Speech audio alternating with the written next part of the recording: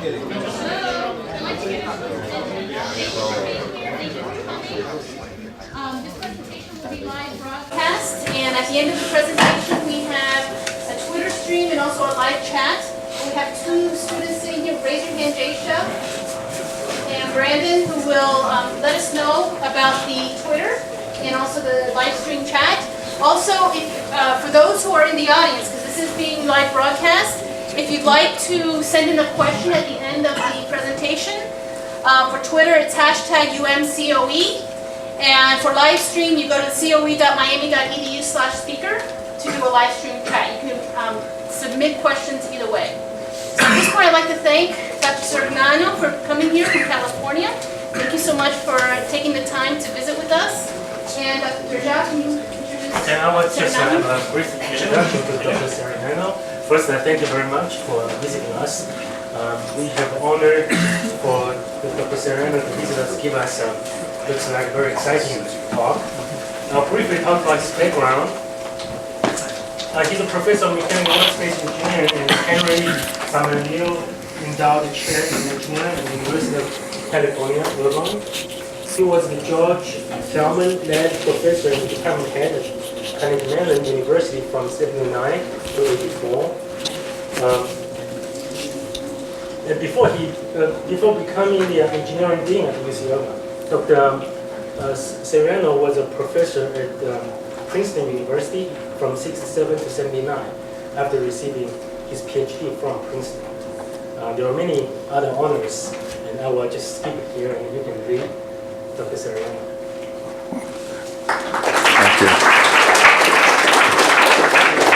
Well, thank you for the very kind invitation, and thank you for the kind introduction as well. I'm very pleased to be here.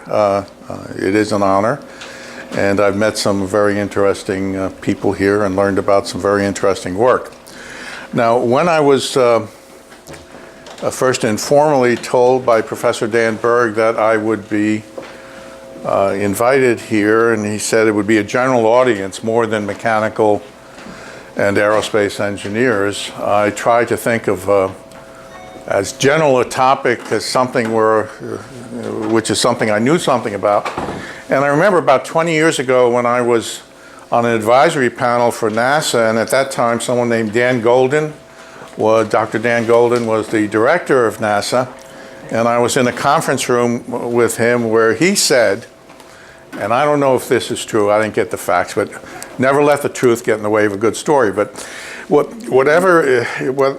he did say was that the things that, scientific subjects that interested most of the general public were spaceflight and dinosaurs.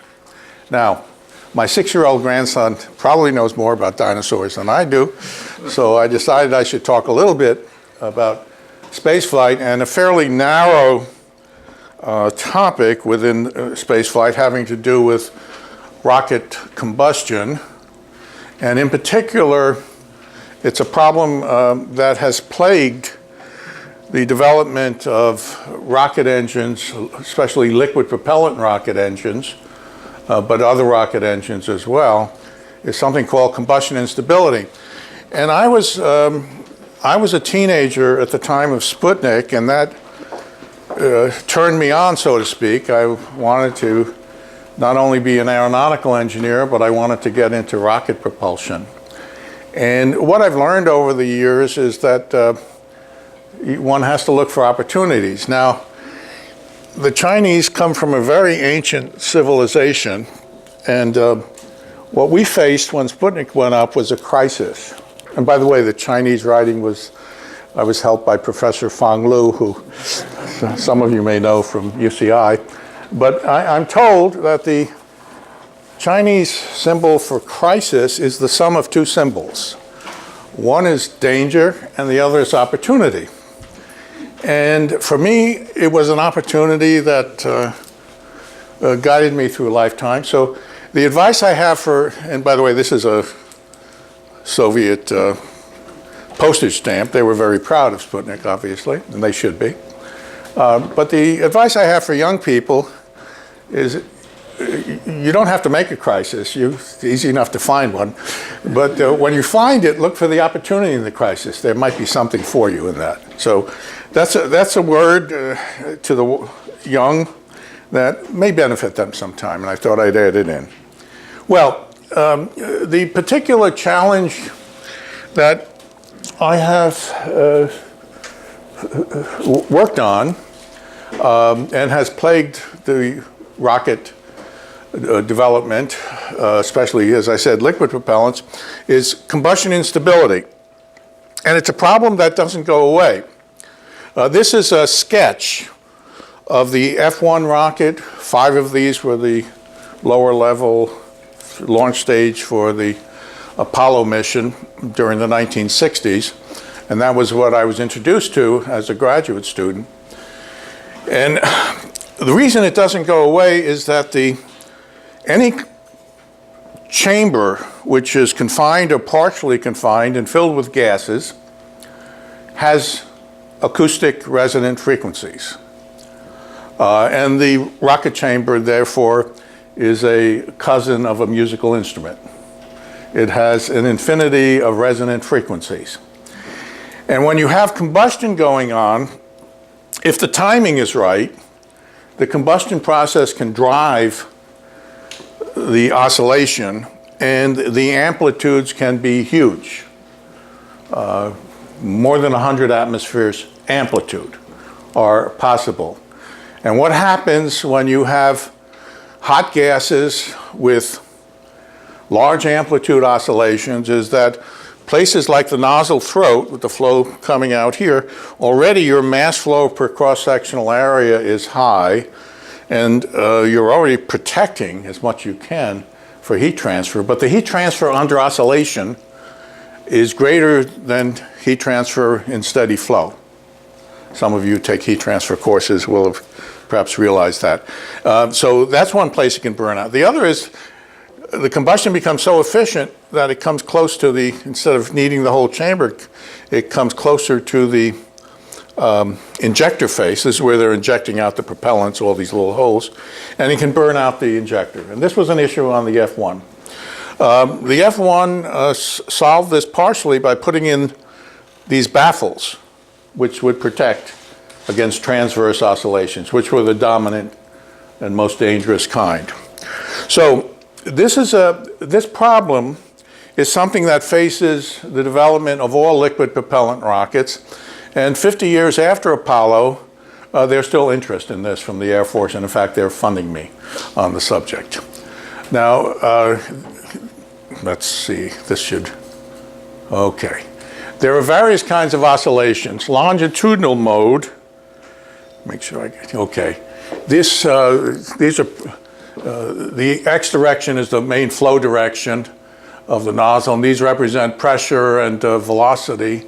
And you can see that they're oscillating, and for this, it's a standing mode in the longitudinal mode, and so they're out of phase, pressure and velocity. So where you have a node for one, you have an anti-node for the other. A node means it's not oscillating locally. These are nodes. Where it's oscillating the most are anti-nodes. But there are tangential modes, which are the ones I'll focus on. And this is a standing tangential mode. These show pressure profiles where it's basically sloshing back and forth. You see the red is the high, blue is low, it's changing direction. But you also get spinning waves where the wave moves around. In a linearized theory, the standing mode is the sum of two opposed spinning modes. And then it's also possible to get radial modes this way, where it sloshes in and out radially. We're going to talk about these two primarily, and these just show schematically the different modes, the directions of velocity as it sloshes. These are all the first tangential here. If you get the second tangential, this breaks up into finer parts. And these are radial modes, which you can get the second radial as well. We'll talk mostly about the first tangential mode. Oh, I'm pushing the wrong one. Okay, I'm sorry. Got to get used to that. Okay, now just to focus a little more, it's been known for a long time that you can trigger the oscillation. This means, well, there are three kinds of stability zones in a parameter space. One is where it's unconditionally unstable. No matter how small your disturbance is, it will grow. Unconditionally unstable, you'll get an oscillation. The other end is it's unconditionally stable. No matter how much you bang it, the bang will decay, so to speak, and you go back to a steady state. In between, there's what can be called either conditionally stable or conditionally unstable. You have to exceed some threshold in order to get it to grow. So, for example, and the way they did this in the rocket industry was actually they put in gunpowder in shells and burst it. They called it bombs, little bombs. And this shows mixture ratio, the ratio of oxidizer to fuel here. And that might be varied. And these are 4 different levels where you have increasing number of grains of gunpowder and increasing strength of the burst disk on the little shell where the gunpowder is. And then this is burst. And what you can see out here is that here's a region where it's unconditionally stable. Here's a region where it's unconditionally unstable. It'll always grow. But in here, you have to go above some threshold in order to get it be unstable. And we're going to focus mostly on this regime because this is where the interest is. Basically, the engine will be most unstable in the regions where the performance would be highest. So you're trying to get as close to this as possible. You don't, if you go way out here, it's safe, but it's low performance. That was a back. Oops. There. That shows I was there. Okay.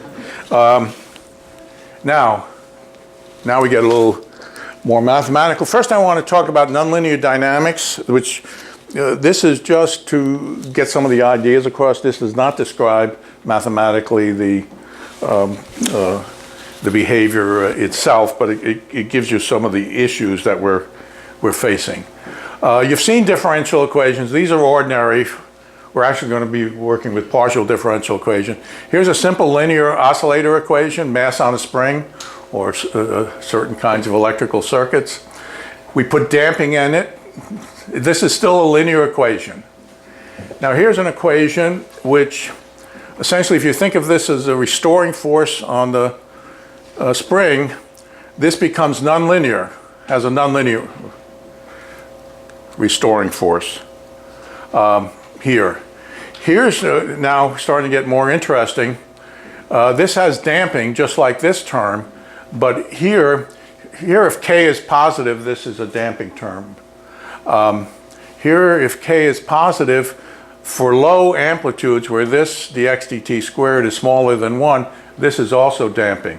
But if you get a large enough oscillation, this changes sign, this term, and actually becomes driving. And that's the kind of thing that can happen with combustion instability and triggering. And these are just more complicated here, adding more nonlinearities. But down here, this damping term becomes more interesting and now becomes a little closer to the rocket engine because it's no longer what's happening at that instant in time, but there's a history effect. It goes back a time tau. So basically there's a history effect in determining it, and that represents in the combustion process what's happening during a sequence of processes before you actually release your energy. And that gets affected as well. So here's like the first equation, just get circles.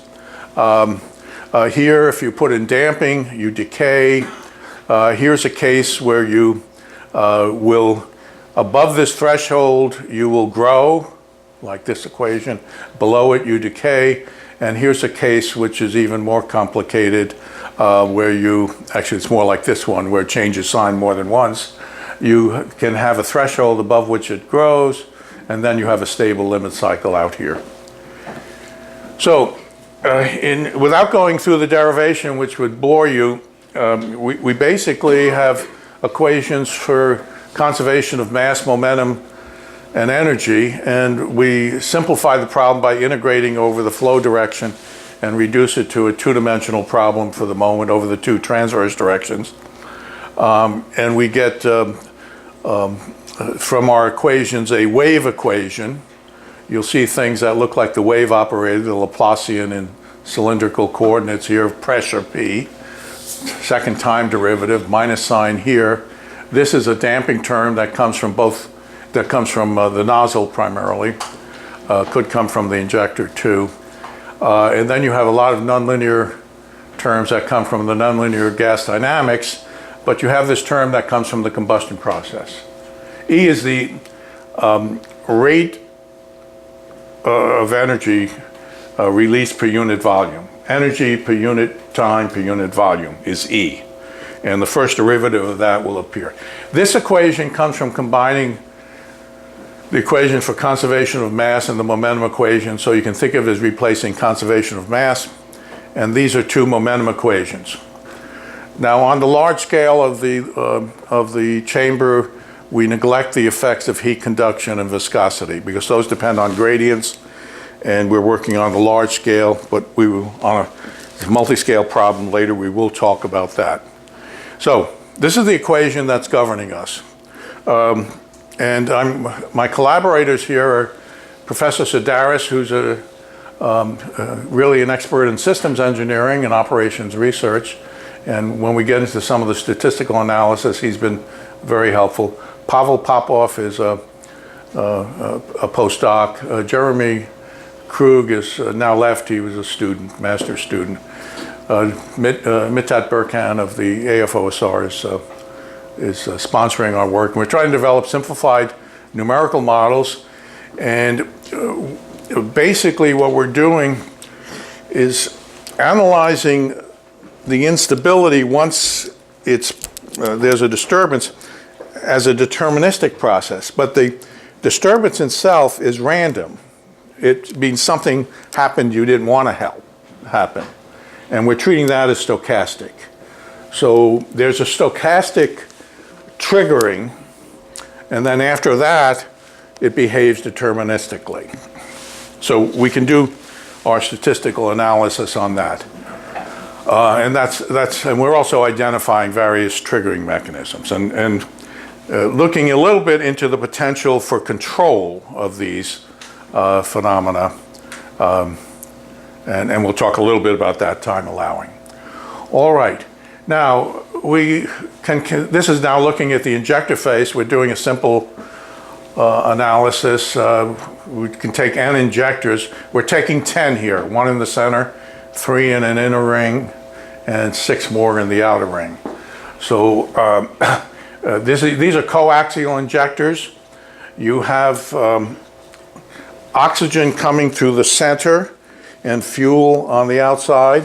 That's the standard because you want to shelter the oxygen from reaching the walls in this hot environment. It can obviously do some oxidation if you do that. So that's the standard. And we're saying that we have a 28 centimeter diameter chamber with we're operating at 200 atmospheres, and the mean temperature of the products are 2000 Kelvin. All right, now I should say, in addition to the chamber equations, which are on this scale, we're doing an analysis for the mixing and combustion on a scale for each of these injectors. So what we're actually, and then we couple that to the outer equation. So we're doing n plus 1, if n is the number of injectors, we're doing n plus 1 coupled calculations, each involving several partial differential equations. And what happens is that the pressure and velocity from the chamber affect the rate at which mixing and burning occur. And the rate at which mixing and burning occur affect that E term that I mentioned in the wave equation. So it's coupled that way. Actually, if we, in some cases that I'll briefly talk about, we also couple in the acoustics that are upstream in the ejector, going back into the injector, and those would involve still more equations, because you'll have two, since there are two channels for the coaxial injector, that would introduce 2n more wave equations coupling in.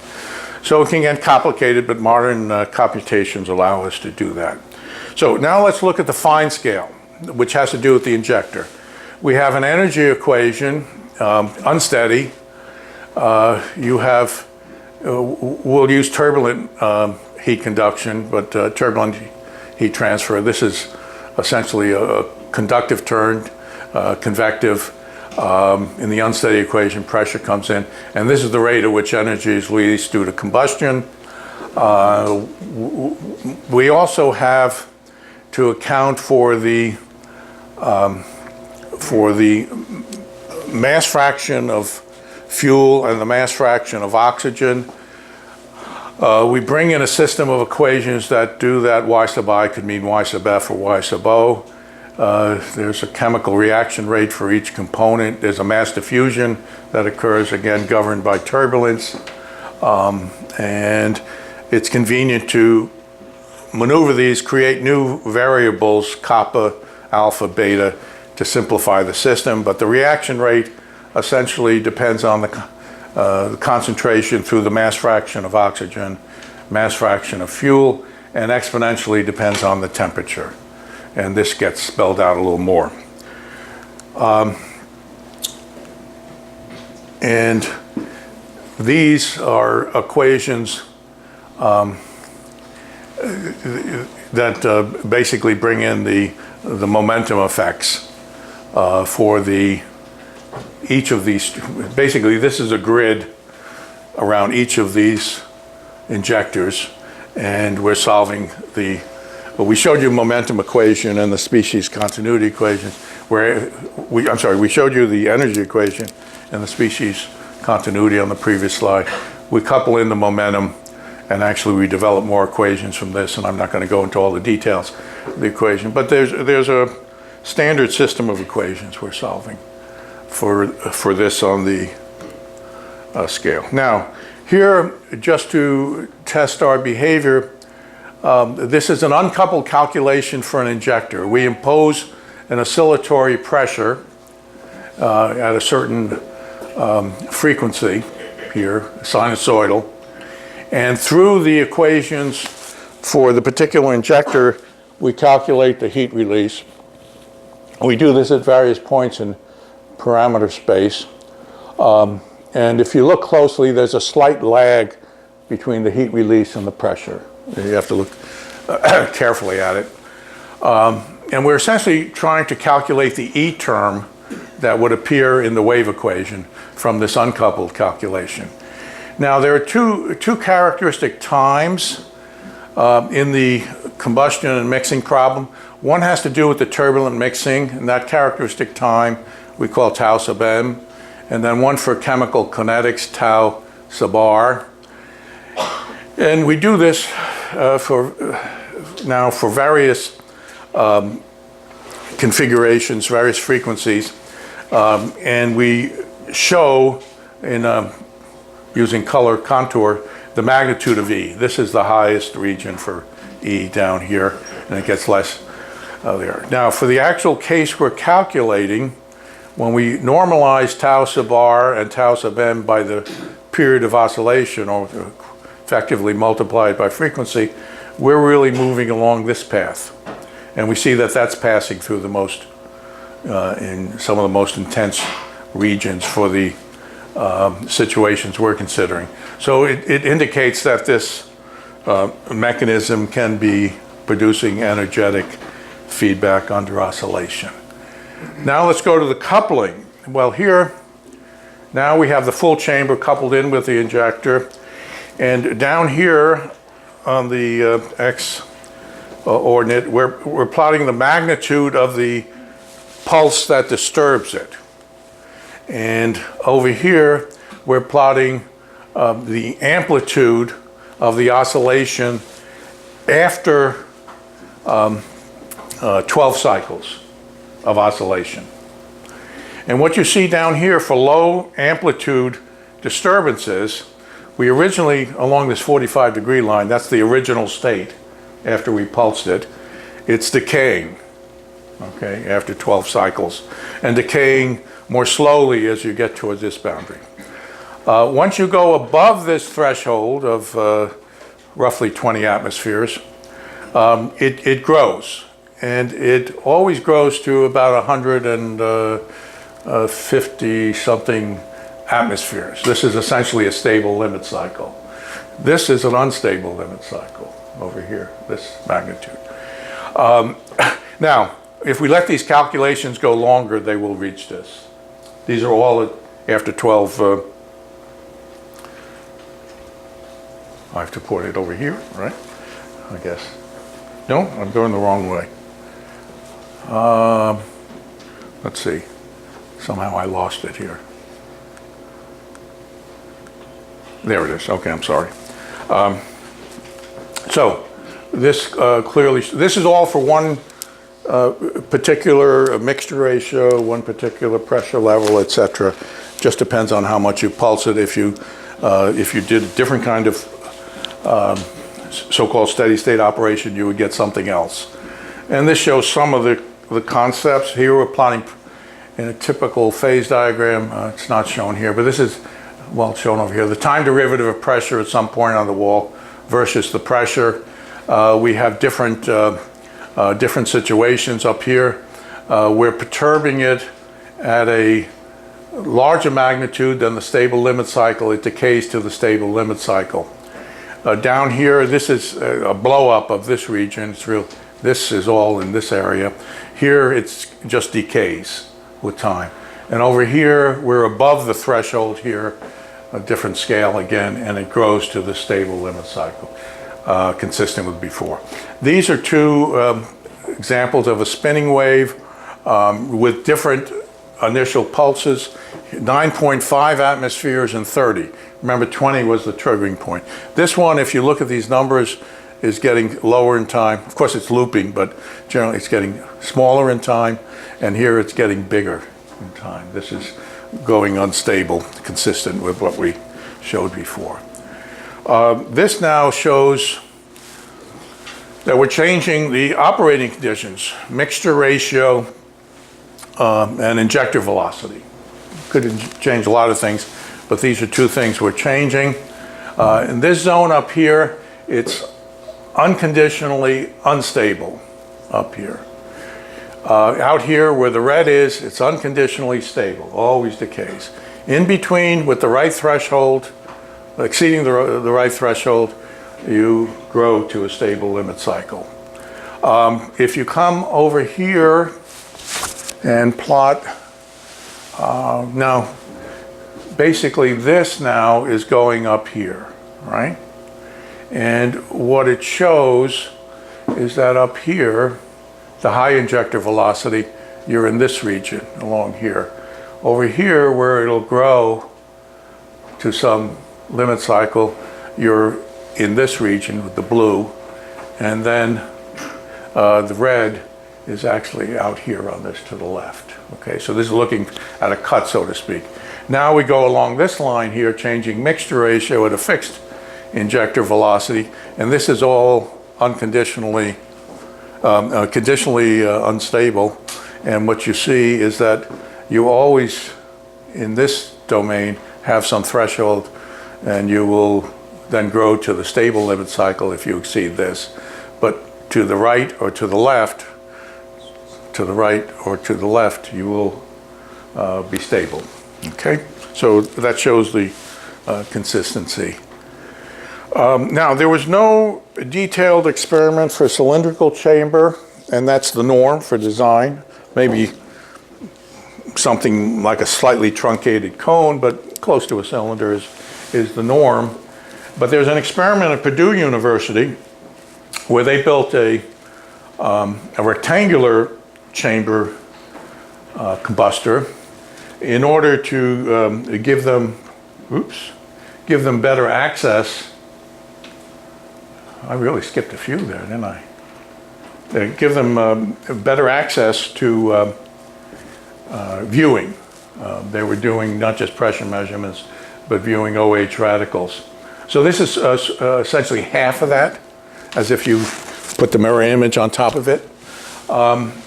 And they reported certain data depending on, they have 7 injectors. These are the coaxial injectors cut in half with fuel and oxidizer. And there are 4 different cases we compared. The solid lines are their experimental results because they didn't perturb it. The O means the injector was flowing both fuel and oxidizer. The X's mean that it was flowing just fuel without oxidizer. So they did different combinations of this, and basically putting the fuel and oxidizer in the combustion closer to the outer sides makes it more unstable. So they got different amplitudes depending on what configuration they used. Now, we found that consistent with what they were showing, we perturbed at different levels. The dots are our computational results. And we came pretty close to matching their experimental results, which is good. There was one point where we essentially, and this was just the only point, where they found an instability and we predicted stability at this point. So, but it was already on the margin. So we consider this pretty good. Okay, now this is again a tangent. This is now the second tangential mode. It shows an oscillation with pressure, and you see it going around. But now you see 2 peaks and 2 minimums. It's a second tangential, and if you this shows the magnitude of the heat release due to combustion. And you can, if you follow the high pressure sides around and look carefully, you see that the peaks here are occurring slightly lagged behind the peaks here. Okay, and this is just blowing up in the third direction examination of the behavior near a coaxial injector. All right, now I want to get to the stochastics and explain a little bit about it. We could do Monte Carlo calculations, which means that every realization has to be dealt with, but that would become very, very costly. So what we've done is we've found in the literature, and Finescale was especially helpful here, there's a technique which has been used in many fields, including turbulence, called the polynomial chaos expansion method. And the method basically takes, you define your random variables, which in the case I'm going to show you were 5 variables that describe the triggering pulse, the magnitude of the pulse, the duration of the pulse, and it's an oscillatory pulse, so the frequency and duration affect the number of cycles it goes through. It can have an orientation if it's a dipole, which is what we're considering. You won't get a spinning wave unless you put an orientation into your pulse. So we use dipoles, for example. And the other thing is location. Where's the pulse occur in your chamber? So we had up to 5 random variables.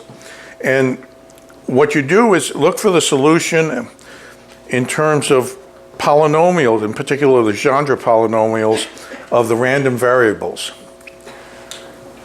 And what this means is that when you use that expansion, you're not solving for every realization. You actually create more equations because you have more coefficients, but you have far fewer realizations. You just have one realization. So you end up with a lot fewer equations, a lot lower cost. You're solving for coefficients in an expansion of Legendre polynomials. The Legendre polynomials are the logical choice when you say your random variables have a uniform value over a finite variation in the variable. They have a uniform probability over a finite variation in their property. If you wanted to assume a Gaussian distribution for the random variables, you should use Hermite polynomials instead. But we're working with Legendre. and assuming the flat PDF, essentially, for the random variable occurrence. Now, to put it in mathematical terms, we have a multi-scale problem. N are the variables on the chamber scale, the actual physical variables, pressure, velocity, etc. R and theta and time are the coordinates. M are on the injector scale, and X and eta and T are the physical and time variables there. C is a vector of the random variables. Let's say up to 5 is what we've done. And what you'll see is that through this is essentially schematically showing you what we're doing. Through the coupling, there's a forcing. The M again are from the injectors. They affect the chamber, and the N here come down and affect the injectors. And then N and M, as I said before, are expanded in polynomials, psi sub k, which are the Legendre polynomials. So when you put them into the equations and you take the dot product, here you're essentially eliminating the Legendre polynomials, and you're getting the equations for the coefficients. So that's the scheme which was established by others, and we're following. Okay. I think I've explained all this. Well, let's see, some of this. We examined Gaussian pulses and also oscillating diode pulses, and both have orientations. And we're going to present results in terms of a marginal probability, which means we will integrate over several of the random variables and produce results in terms of other variables. This now just shows you there are actually 3 results here. 2 different cases, one where it grew, one where it decayed. We're plotting pressure versus time at some point. And what we're doing is, one is the exact simulation, just straight old-fashioned CFD. And then the reddish color is the Legendre polynomial to 6th degree, polynomial chaos expansion, and then to 7th degree. Okay? So basically our conclusion is that 6 and 7 degrees get us where we want to go, right, in terms of this. You have to truncate your polynomial somewhere, and so we're trying to find out what's good enough. Now, we did do Monte Carlo calculations and use theory with 10,000 samples too. This is now the error expected from the stochastics and the computational cost. These are both log plots, right? So the difference is big. We took 7th degree as exact. 7th degree polynomial is exact in measuring this. But what you see is that you can get down below 1% error here, and the polynomial chaos is 2 orders of magnitude less expensive. Okay, so that shows why we're doing it. We can run a lot more cases that way. Now, I mentioned that we, okay, I think I'll get there. This is the marginal probability. We have 5 random variables, but we're integrating over 4 of them and just plotting versus the dipole magnitude. This is the probability of growth. As you would expect, it grows, but reaches a finite, a constant limit, asymptote. And of course, it's less than 1, 0.3, down to 0. And these bars are what we would, oops, I went the wrong way. The bars are what we would get from the Monte Carlo with 95% confidence. So there's pretty good agreement in the few cases that we did the Monte Carlo. This is the period ratio of the dipole oscillation to the first tangential mode. Obviously, you're more likely to trigger an instability, again, marginal probability, when they're matching here at 1. And again, the Monte Carlo agreement is pretty good. Here is the radiolocation of where the disturbance occurred. And as one would expect physically, if the location is near the outer radius, 14 centimeters is the radius of the chamber, the closer you get to that, the more probable you will get a drive and instability. The reason being is the pressure amplitude is for the first tangential mode is largest at the outer radius. It's continuous and goes through 0 at the center. Another one is how are you orienting the dipole? And essentially what it shows is if you orient it radially, you get the least probability. If you orient it tangentially in either direction, you're more probable to get a spinning mode. So orientation is a factor there. This just takes the marginal probability by integrating over 3 of the 5 random variables, and so we can plot against 2 of them. For example, orientation and the period ratio over here, and everything you see here is consistent with what we showed before. This now, okay, so we focused on 3 kinds of disturbances. One, which I've shown you the results for, was trying to simulate some disturbance to the flow process or the combustion process in the combustion chamber. And we use dipoles and other kinds of disturbances to represent that.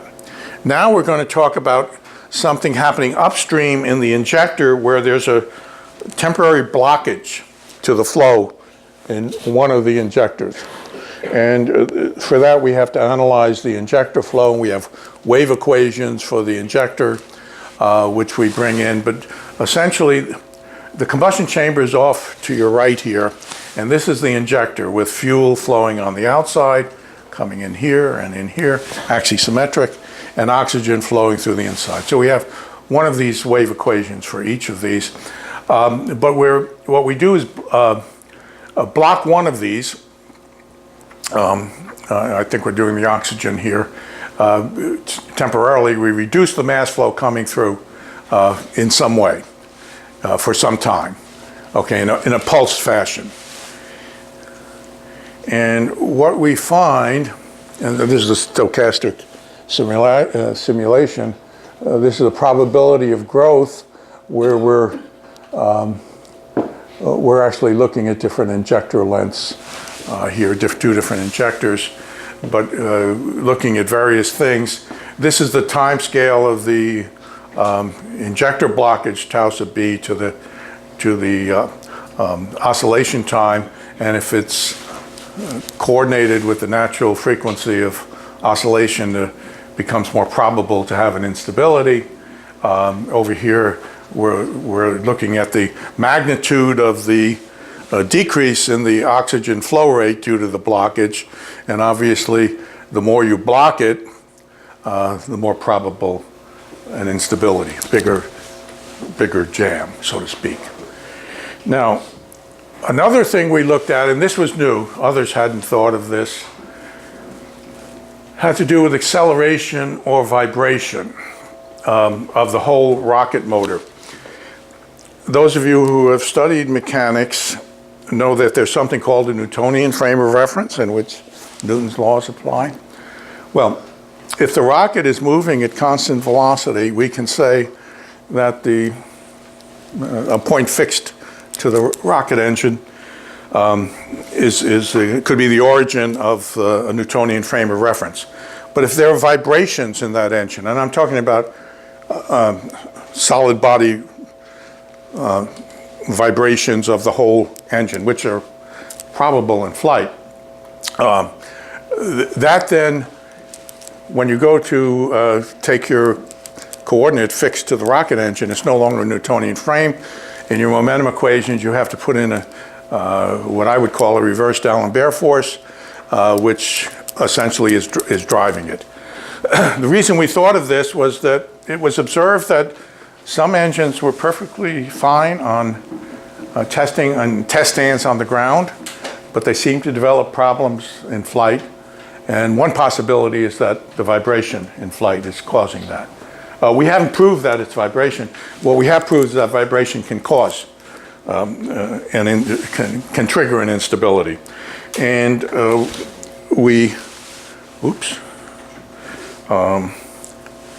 these are somehow my thumb is too big. I'm not going to do anything about that. It's going to stay just as big as it is, but let's see. I want to get to this one. Okay. So here, for example, the frequency of the vibration, if it matches the natural frequency of the first tangential is around 2,000. Obviously, it's going to be more unstable. And if you increase the acceleration, the maximum acceleration, you get a larger increasing probability of triggering the instability. So those were fairly novel results. Now, what we showed next was that anything that causes, by triggering an instability, could, when properly administered, provide a control mechanism. What made me think of this was that we know that if you have a loudspeaker over here, you can put a loudspeaker over there that's out of phase and cancel the noise. Now, we're working with nonlinear, much more than a loudspeaker. This would deafen you if you were close to these 100+ atmosphere oscillations, but it's the same concept. So we did some testing. We call it the Antipulse. And this one, we did it various ways: acceleration, injector blockage, the dipole pulsing. All of them produced equivalent results. But what you would see is, suppose you were in a domain where an instability was growing, like this. If you administered an antipulse quickly enough, proper phasing, you could cause it to decay, the green line. If you waited a little longer, you could cause it to decay, but then it would grow again.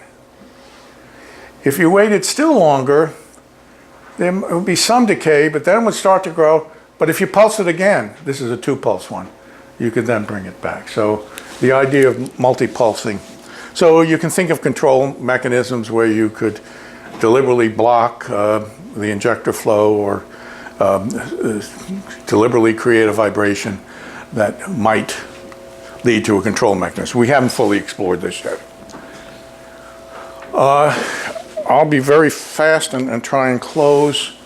We did some perturbation analysis, which meant not CFD, and showed that the amplitude of the first tangential wave A, we went to third order in a perturbation analysis to get the nonlinear terms. We showed that it could behave like this, and the phase of the oscillation could also depend on the amplitude. And actually you can get exact solutions to this. And what it shows is that for this case, that if this is essentially the threshold for A. If you disturb it below this, you decay. If you disturb it above it, you grow. We'd have to carry it higher order in the perturbation in order to get the stable limit cycle to which this grows. Here with the perturbation analysis, we went from 10 injectors to 19, and we first added them. Well, the total mass flow stays the same as we add injectors. So each mass flow gets less mass flowing through it than it did before, but the sum is the same. As we add them first in the interior ring, we add 3 to the 3 that were there before, we become actually more stable. The A here moves up, the threshold moves up. But then we start adding to the 6 that are in the outer ring, which brings more mass flow closer to the outside, and we bring it down. So it becomes at the end even more unstable with a lower A. Here's something we just presented a few weeks ago at an AIAA meeting. This has to do with events. We were looking at pulses which were relatively short in duration. Suppose you had a lot of noise for a long time. Could it possibly lead to slowly pushing you above the threshold? And the answer is yes, it could. And actually, this was Pavel Popov's idea, my postdoc, and he pursued it. And what we basically, there is a theory that exists. We used acceleration, but you could use anything. You could take a smaller, we would need millions of samples for the case we were looking at, but there's a possibility using something called an importance ratio, where if this is the actual distribution of the noise amplitudes, exponential and amplitude A, where the offset is 0, the mean is 0 here, by properly changing the mean to some selected value, you can make the instability more probable, but then this ratio here becomes an importance ratio, and you use this to get the probability of the real sample at the end. So basically, through this established technique, you're able to create a smaller sample where the probability of an instability is greater, and then after that, through the use of this importance ratio, go back and say what it actually would be in the realistic sample. And you're able at low cost then to predict low probability events. All right, so we think we've demonstrated the ability to predict combustion instability with a nonlinear wave dynamics model coupled with the injector. We've predicted transverse cylindrical chamber waves, and we also, for the purpose of comparing with the experiment, went to a transverse rectangular chamber. We predicted the 3 different modes: unconditionally stable, unconditionally unstable, and bistable or triggered operational domains. And we agreed with the experiment at Purdue, and we identified several mechanisms, one new, the acceleration, and identified potential pathways for control with the anti-pulsing.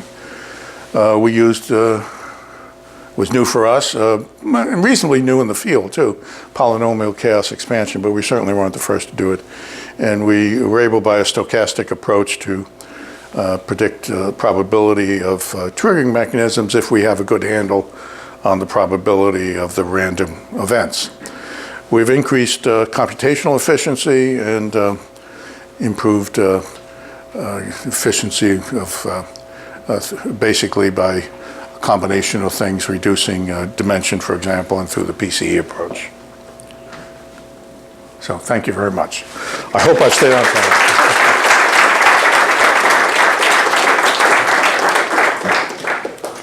Questions? Questions to Dr. Sirignano? Yes. You talked a little bit about antipulsing, and you said that you guys haven't done too much into it yet, but from a practical standpoint, what sort of sensors could be implemented with enough fidelity to actually respond? Obviously, you'd have to sense it, but well, Dr. Sirignano, if you can repeat the question so that they can hear it live broadcast. The question concerned the potential for the anti-pulses as a control mechanism, and in particular, what kind of sensing one would need. Obviously, it's a good question because you would have to have a sensing monitoring mechanism in order to know when to exercise, that is, create the anti-pulse. Well, the easiest thing to measure in these high temperature environments is pressure at the wall, okay? So that would be the first thing that people would look at, and actually that's what is done in experiments. Pressure measurements are made at different points so that you not only can tell the amplitude and the frequency of the oscillation, but by having it at different points and looking at the phase, you can tell what kind of mode you have. Is it oscillating in the longitudinal direction? If you have pressure sensors at different longitudinal locations, in the azimuthal direction, if your sensors are active, and is it a standing wave in the azimuthal direction, or is it what we call a spinning or traveling wave? These can be determined, and then once you have that, in principle, you can have the microprocessors that would exercise whatever control you want. But again, we haven't gone, I didn't want to give the impression that we're developing control mechanisms. We just wanted to show the plausibility of these mechanisms. The bad things that could happen could also, in a controlled way, do some good things.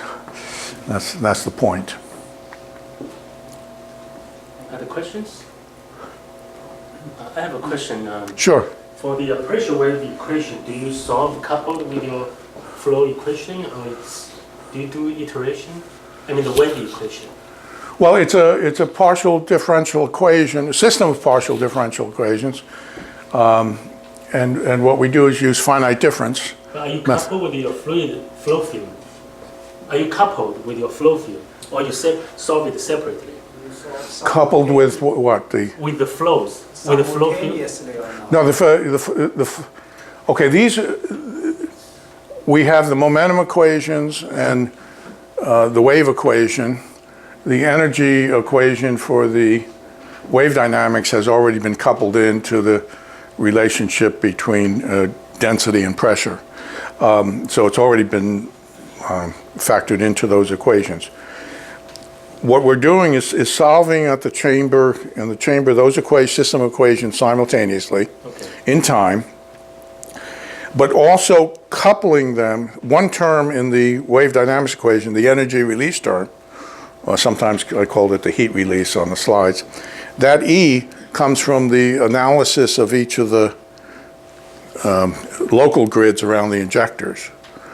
And so those equations are coupled in to provide the E, but the pressure and velocity oscillations in the chamber affect the mixing and combustion rate in the injector zone as well. So there's two-way coupling between the wave dynamics and each of the injectors. Each of the injectors is uncoupled from the other injectors directly. All right. Okay. So we don't have two flames from different injectors overlapping. Okay. In our model. Yeah. More questions? Dan. Do you work with the designers? And if so, how does that work? With designers? Yeah. Well, we're not with per se designers. We are in contact with the Air Force research labs at Edwards Air Force Base, and they're interested in advancing the technology, talking more about engines that might be built than engines that are being built. Most of the interesting things in the newspapers with rocket engines are actually being done with 1970, 1980 technology. Okay, so people are talking now of going to higher pressures and doing lots of other things that, and there's not a major design project underway, but hopefully there will be. So. Okay, I think if no more questions, we'll conclude here. Thank you. Thank you. Our dean has a small gift for you. And this is a hat. Oh, good. Stand for UN. Oh, well, good. And there's also a small gift here. Well, thank you very much. Thank you. Thank you. Thank you for coming.